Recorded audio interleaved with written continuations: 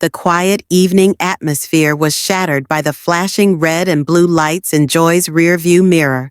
He frowned slightly, checking his speedometer, 29 miles per hour in a 35 zone, no violation. But the wail of the siren followed, signaling him to pull over. Taking a deep breath, Joy slowly activated his turn signal and eased his car to the side of the road. He had been through situations like this too many times to be surprised. The patrol car came to a stop behind him, the doors opened, and two officers stepped out. Adam, a young officer, approached the driver's side with a flashlight in hand. The bright beam cut across Joy's face before scanning the interior of the vehicle. The second officer, Rusk, positioned himself near the rear bumper, his hand hovering over his holstered weapon. There was no polite greeting, no immediate explanation. "Where are you rushing to?" Adam asked, his tone edged with suspicion. Joy kept his voice steady, firm. "I'm just on my way home, sir." The flashlight's beam continued its search, lingering briefly on his lap, then moving across the dashboard. "License and registration," Adam ordered, ignoring Joy's response. Moving slowly, Joy reached toward the glove compartment, narrating his actions carefully. "I'm getting my registration now. My license is in my wallet. I'll retrieve that afterward." Rusk said nothing, but his stance grew noticeably tenser. "Do you know why we pulled you over?" Adam asked, but didn't wait for an answer. "You were swerving, driving recklessly." Joy frowned. "Sir, I wasn't swerving. My dash cam can verify." Adam cut him off. "A dash cam, huh? That will be confiscated as evidence. Step out of the vehicle, right now." Joy's heart pounded as he realized the situation was escalating unreasonably fast. He took a deep breath, forcing himself to stay calm. "Is there a problem, officer?" he asked, his voice steady but firm. Adam stepped closer, his gaze cold and unyielding. "I said, step out of the vehicle, now." Joy knew that arguing would only make things worse. Keeping his movements slow and deliberate, he unbuckled his seatbelt, carefully opened the door, and raised his hands in clear view. But before he could fully steady himself, Rusk grabbed his arm, spun him around, and shoved him hard against the patrol car. "Is this really necessary?" Joy asked, feeling the sharp pressure on his wrist as Adam snapped the handcuffs shut. Rusk let out a mocking chuckle. "Resisting, huh?" A ripple of tension spread through the scene. Joy could sense the eyes of a few neighbors peeking from behind their curtains. No one stepped outside, but he knew they were watching. Adam patted down his pockets, coming up empty. "You got anything in the car?" Joy stayed silent. He knew there was nothing illegal in his vehicle, but at this point, the truth no longer mattered. It was about how they wanted to spin the story. They shoved him into the back of the patrol car. The door slammed shut, the confined space forcing him to sit stiffly. Through the window, he saw shadows shifting behind curtains, silent witnesses who wouldn't intervene. The engine roared to life, and as the car rolled forward, Joy understood that this was no longer a minor misunderstanding.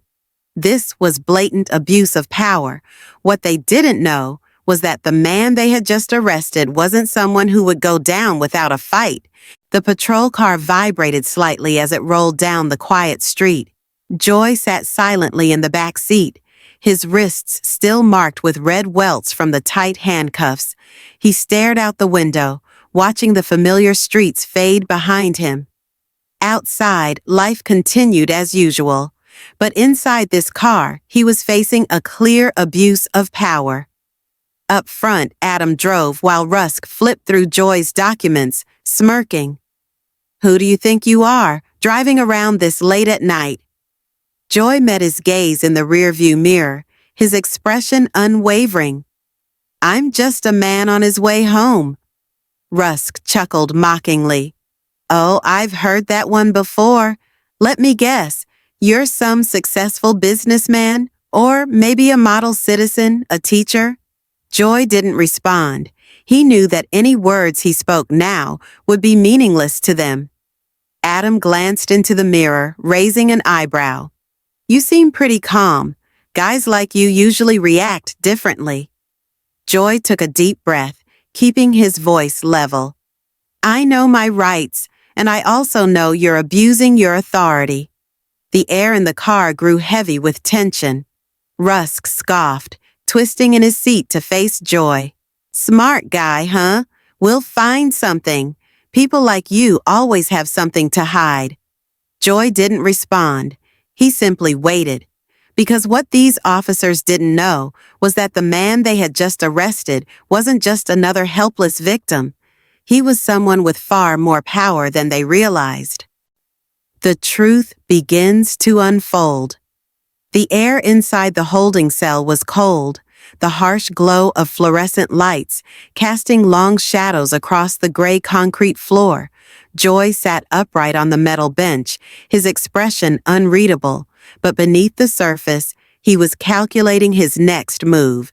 He wasn't just some nameless man caught in the system by chance, a fact that Adam and Rusk had yet to realize. Outside the cell, the two officers conversed casually, as if they had just wrapped up an easy case. Rusk leaned against the desk, raising an eyebrow as he glanced through the one-way glass toward Joy. He looks dangerous, but I bet he's hiding something. Adam smirked. Maybe some debts, maybe some dirty money. I'm sure if we dig a little deeper, we'll find a reason to keep him here longer. But what they didn't know was that, at this very moment, someone with far more authority was making their way to the station, demanding answers. The front door swung open, and Lieutenant Payne, a seasoned officer with years of experience, strode in, a folder clutched in her hand. As she scanned the list of detainees, she abruptly stopped at Joy's name. Her eyes narrowed, her sharp gaze shifting toward the holding cell before turning to the two officers. What the hell is going on here? Her voice was firm, sending a wave of tension through the room. Adam and Rusk hesitated, their previous confidence faltering. Just a routine reckless driving case, Lieutenant, Adam said, though his tone lacked its usual arrogance. Payne raised an eyebrow. Oh, really? And do you have any actual evidence that he did anything wrong?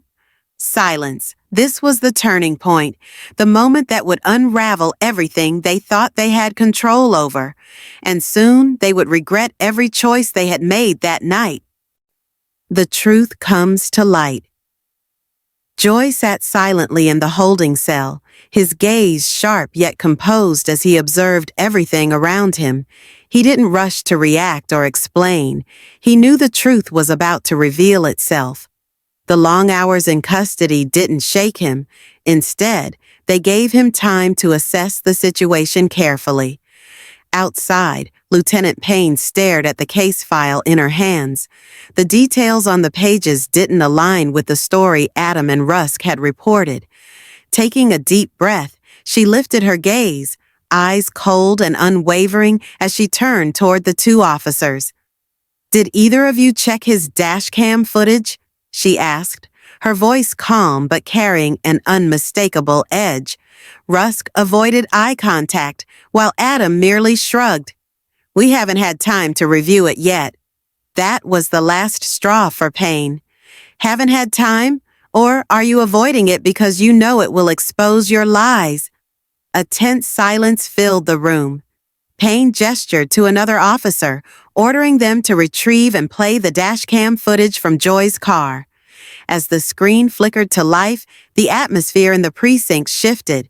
The footage showed Joy driving perfectly within the law.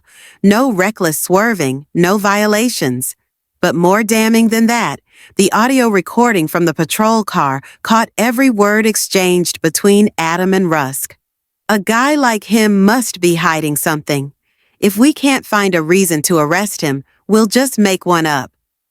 Payne's grip tightened around the case file as she turned to face Adam and Rusk. Do you have anything to say for yourselves? For the first time, Adam and Rusk couldn't hide their panic. Murmurs spread throughout the precinct as officers exchanged uneasy glances. The weight of their actions was crashing down on them. Meanwhile, Joy remained seated in his cell, watching the chaos unfold. He knew it was only a matter of time before everything completely turned around. The truth cannot be denied. Joy sat upright, his gaze calm yet full of quiet strength, as Payne stepped into the holding cell. She didn't sit down immediately.